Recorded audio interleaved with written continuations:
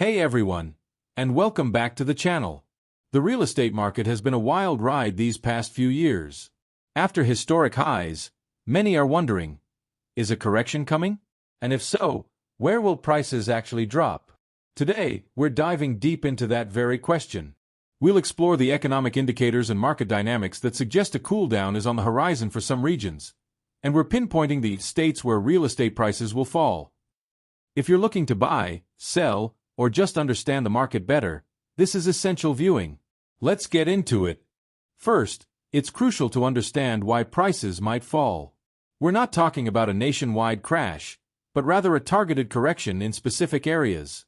The primary drivers for potential declines typically include rising interest rates, which directly impact affordability for buyers. When rates go up, monthly mortgage payments increase, even if the house price stays the same, thus reducing buyer demand. Another key factor is oversupply of new homes in certain markets. While some areas desperately need more housing, others might have built too much, too fast, outpacing demand.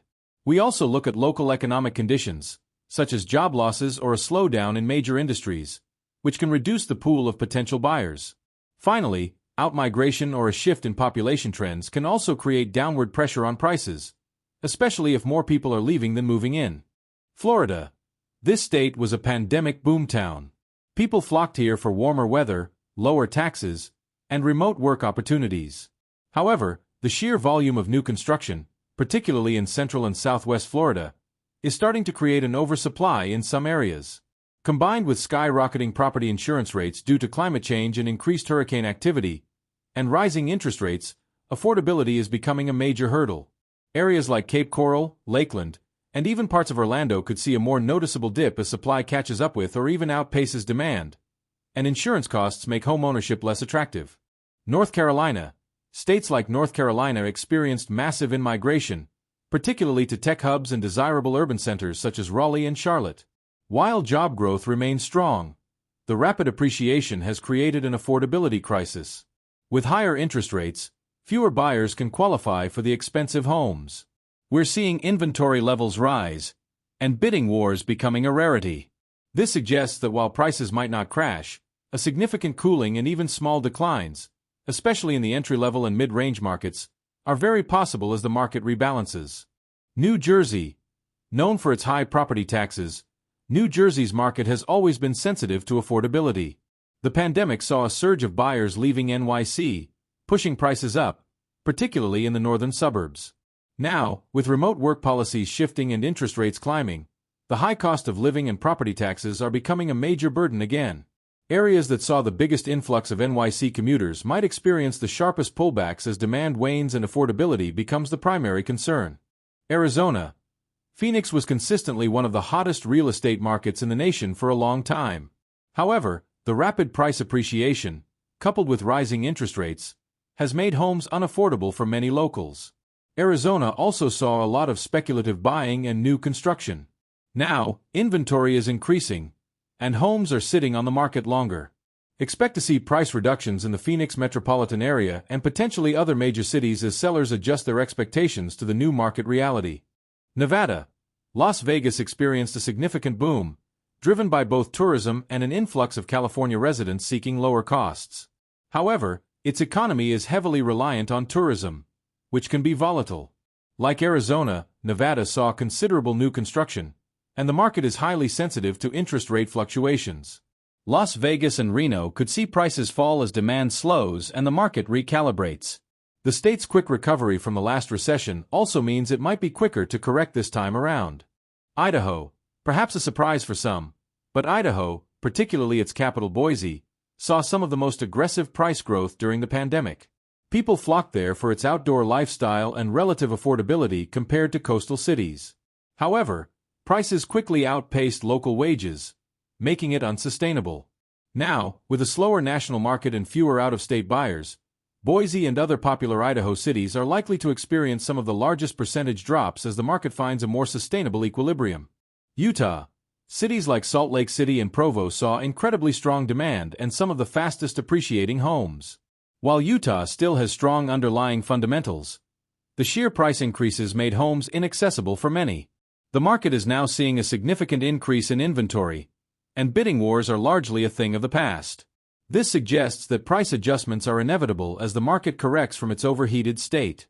Washington, specifically focusing on the Seattle metropolitan area, this region experienced intense competition driven by the tech industry. High salaries meant buyers could afford higher prices, but even then, affordability became a major issue. With tech layoffs and a general market cool-down, homes are sitting on the market longer. While Seattle is unlikely to see a dramatic crash due to strong long-term fundamentals, modest price declines are very probable, particularly in the most expensive segments and in areas that saw the quickest appreciation. Oregon, similar to Washington, Oregon's real estate market, especially in Portland, saw significant growth. However, rising interest rates, combined with some out-migration trends and local economic shifts, are starting to put downward pressure on prices. Inventory is increasing, and homes are taking longer to sell. Expect minor to moderate price dips as the market adjusts to current economic realities. Texas. While Texas is still experiencing population growth, especially in its major cities like Austin, Dallas, and Houston, the sheer volume of new construction, particularly in Austin, has been immense. Austin, in particular, saw explosive tech-driven growth and price increases. Now, as tech companies face headwinds and interest rates rise, the oversupply in some Texas markets is starting to impact prices. Expect price stabilization or slight declines, especially in areas with a lot of new inventory. Colorado. Denver and other Colorado cities became incredibly popular, pushing housing costs to unprecedented levels.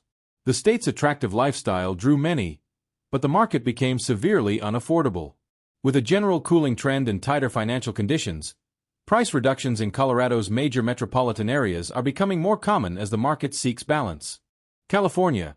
While it's hard to generalize for an entire state as vast as California, certain previously red-hot markets are seeing a significant cool-down. Areas like Sacramento, Riverside, and parts of Southern California's Inland Empire that saw massive price jumps due to people moving out of pricier coastal hubs are now more vulnerable. High interest rates are simply pricing out most buyers from these already expensive markets, leading to price corrections and increased inventory. Massachusetts. Boston and its surrounding areas are consistently expensive.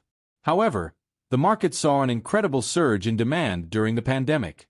Now, with the tech sector facing some challenges and mortgage rates impacting buyer budgets, even a strong market like Massachusetts could see modest pullbacks in certain segments, particularly the upper end or properties that were previously subject to aggressive bidding. Tennessee, Nashville, in particular, has been a magnet for growth and investment. However, the rapid influx pushed prices up very quickly. While the economy remains strong, the pace of appreciation is unsustainable. As inventory increases and buyers face higher costs of borrowing, the market is likely to see price flattening or slight declines as it normalizes after a period of intense growth. So, while a nationwide real estate crash seems unlikely, it's clear that specific markets are poised for price adjustments and declines. These shifts are a natural part of market cycles, driven by factors like interest rates, supply and demand, and local economic health. If you're a buyer, these areas might present new opportunities. If you're a seller, understanding these trends is key to setting realistic expectations. What are your thoughts on these predictions? Are you seeing price drops in your area? Let us know in the comments below. And if you found this analysis helpful, please like, subscribe, and hit that notification bell for more insights into the ever-changing real estate market. Thanks for watching, and we'll catch you in the next video.